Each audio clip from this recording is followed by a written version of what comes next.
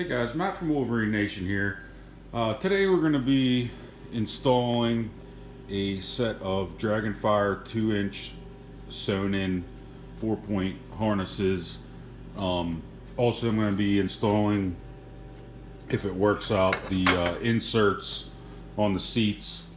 Worried about where they're going to sit, if I'm going to be cutting up my seats where the special edition is or not, so I'll have to see if I'm going to use them or not. But it was, I had a set of the Super ATV 2-inch harnesses in my old R spec, and they were a little tricky to install. There was some little bit of cutting and stuff I had to do, and I think that was a result of the brackets that came on the Super ATV harnesses. So I picked up these from Weller Racing. They ran about $200 for a set of two. And again, these are the 2-inch sewn in dragonfires. So I'm gonna tear it apart and see how much different it is installing them in the X2. But they do have pretty nice, soft, like memory foam pad. Definitely a lot better quality than the Super ATV ones I had in my old R spec. The latch is the standard pull away. It seems pretty heavy duty. I like this little leather cushion behind it, but I'm gonna get them seats out of it here and see what's all involved and guide you guys through it. Okay, with the seat out, what you got to do is basically take a bunch of push clips out around here, and I think there's two 10mm bolts back here I pulled out, but then this floor section will come out. You also have to take this side piece out. There's a couple Allen heads, I think 3 or 4 of those that go down along that, so you can get that floor panel out. But basically your two lower mounts, I don't know if you can see, but you have one here where it bolted straight through and there was a welded nut on the other side, and a bolt went straight through for the stock seat belt.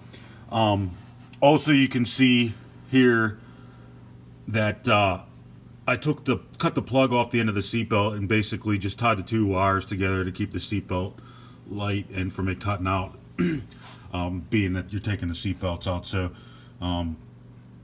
that's how that works. So that'll get zip tied out of the way. But anyway, there was a welded nut on this back side. It's right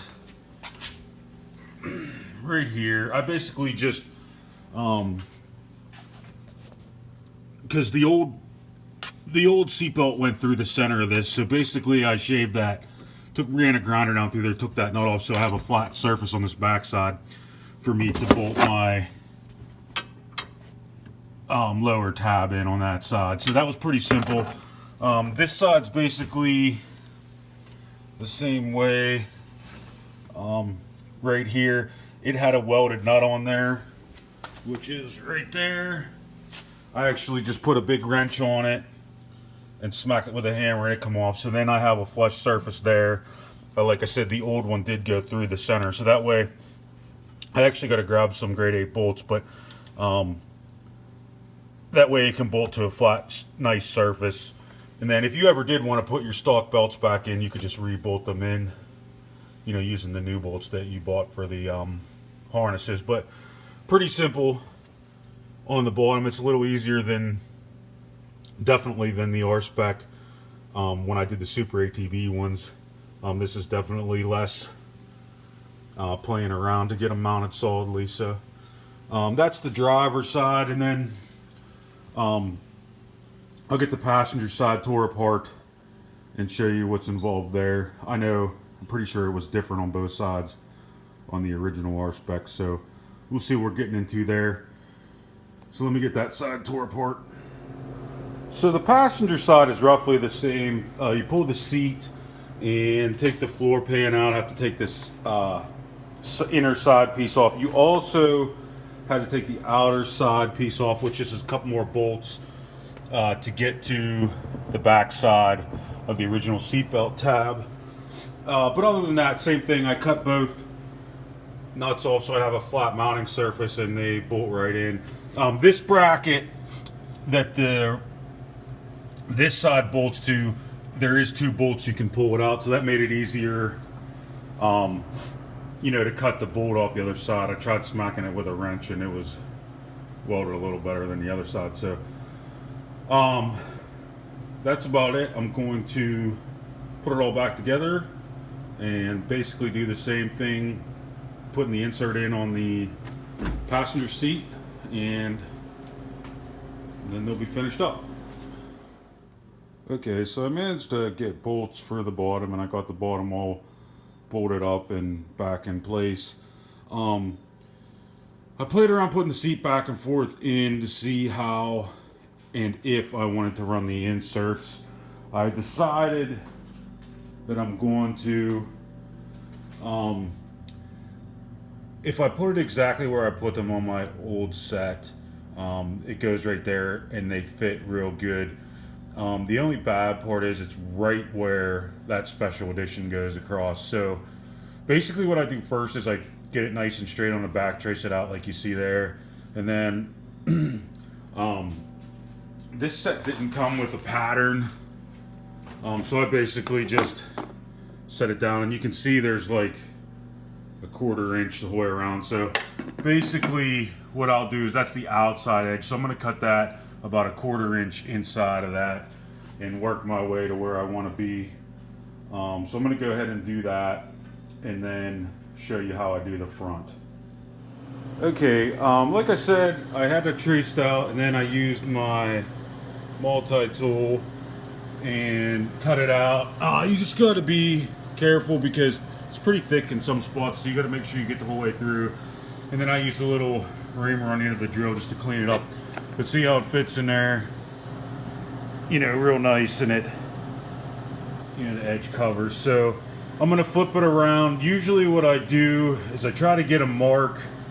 I try to take as little as foam as possible out, so that they'll click together, because then it'll look real nice. You got to be real careful making your cut in the front to make sure that, you know, you're where you need to be. So a lot of times I'll get like a sharp little punch and make like 3 points of reference where to make my cut, and always make your cut smaller, and you can always make it bigger. So like I said, I'm going to cut a little bit of foam out, try to get myself 3 marks here, and slide the other side in.